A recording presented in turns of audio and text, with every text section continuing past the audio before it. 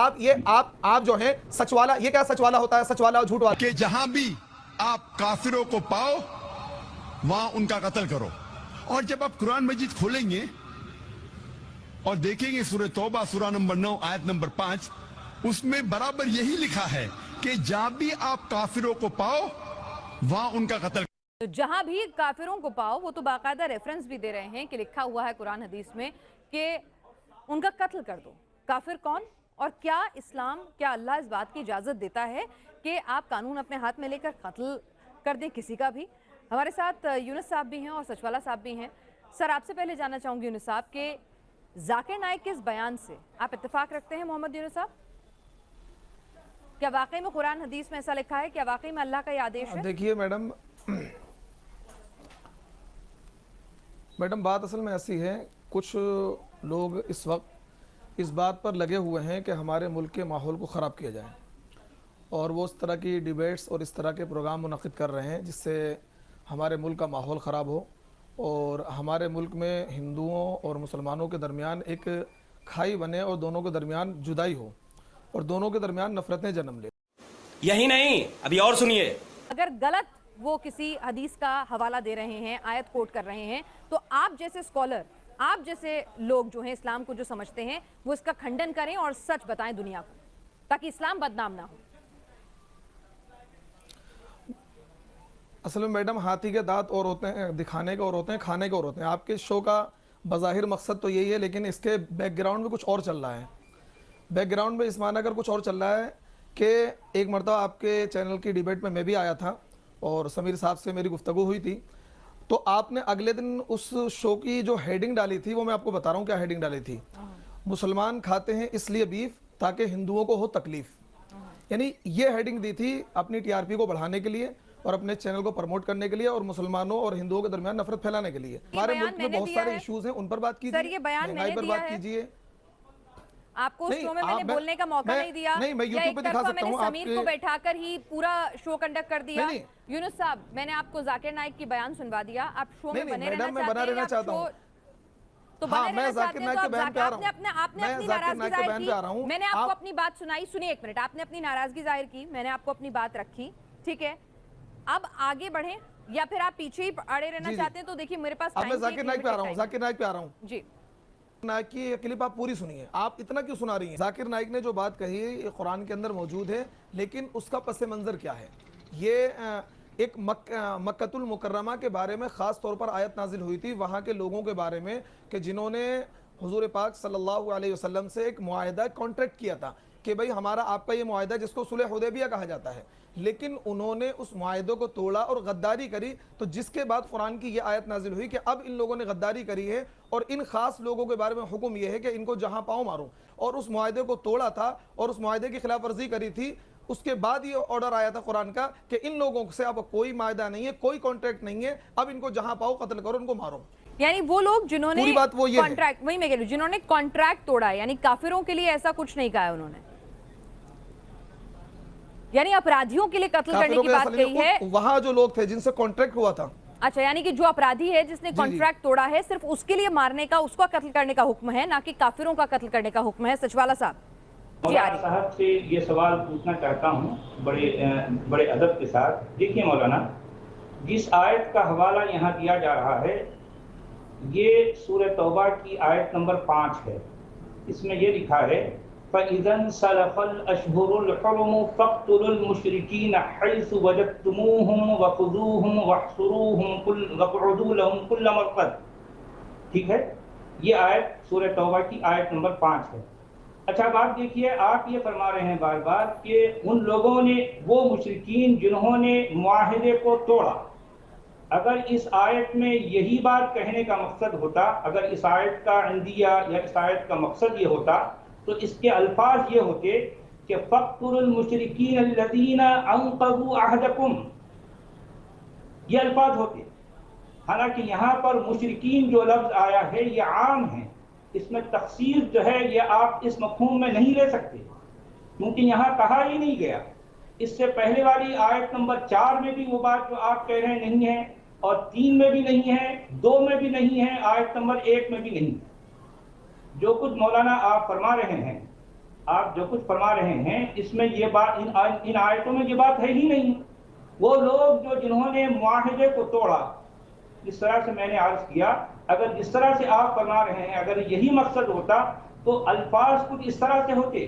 دیکھیے اس میں اتنی گرافک ڈیٹیل کے ساتھ یہ کہا جا رہا ہے کہ مشرکوں کو قتل کرو، جہاں کہیں تم ان کو پاؤ ان کو گھیرو، ان کی گھاٹ میں بیٹھو، ان کو گھیر گھار کر جو ہے ان کو چن کر قتل کرو.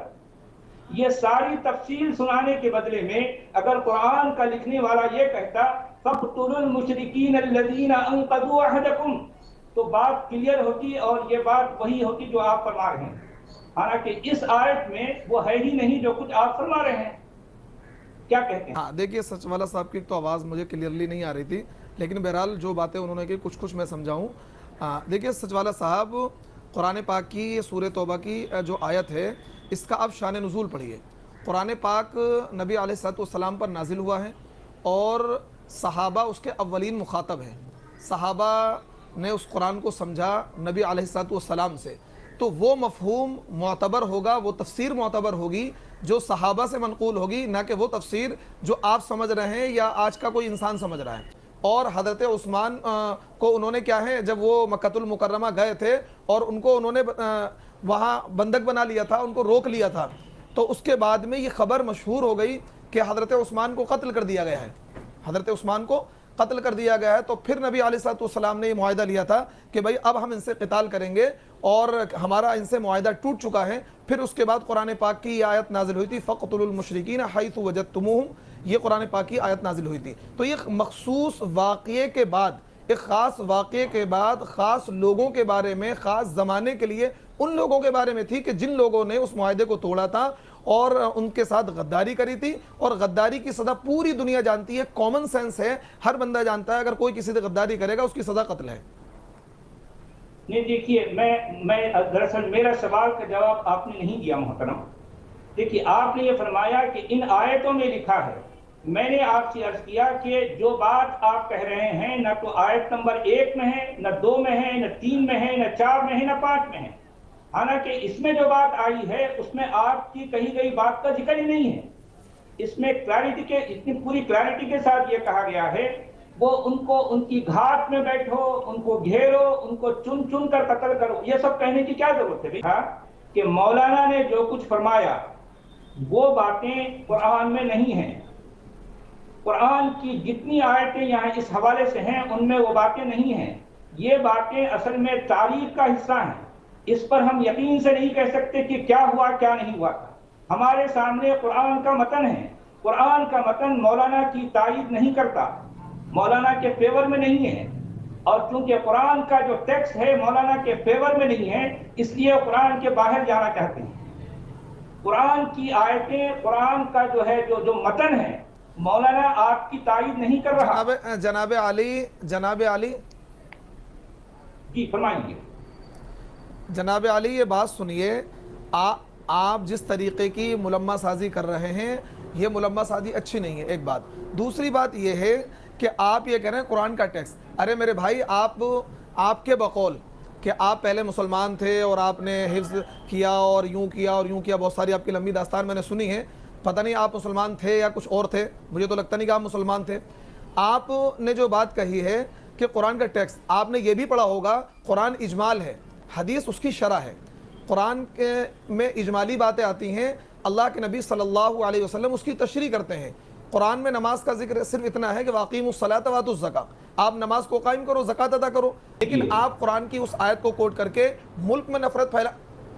مولانا ایک منٹ، آپ قرآن کے اس ٹیکسٹ کو کوٹ کر کے نفرت پھیلانے کا کام کر رہے ہیں. یہ اچھا کام نہیں ہے، یہ اچھا کام نہیں ہے. اور سچ والا جی ایک منٹ سچ والا صاحب ایک منٹ میری بات سنیے. اور آپ جو ہیں سچ والا، یہ کیا سچ والا ہوتا ہے؟ سچ والا اور جھوٹ والا. آپ اپنا نام بتائیے. نام بتائیے سارے، آپ فیک نام رکھ لیجیے.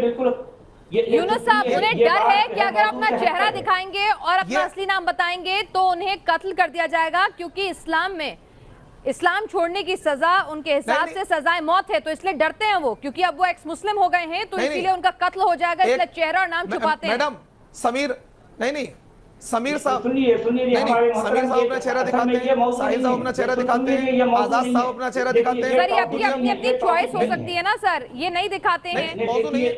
एडम सीकर नहीं दिखाते हैं, आप सबकी अपनी अपनी नहीं, चॉइस। चेहरा मत नहीं दिखाइए, है। आप चेहरा मत देखिए, दिखाइए, ये नाम तो टॉपिक अपना नहीं है।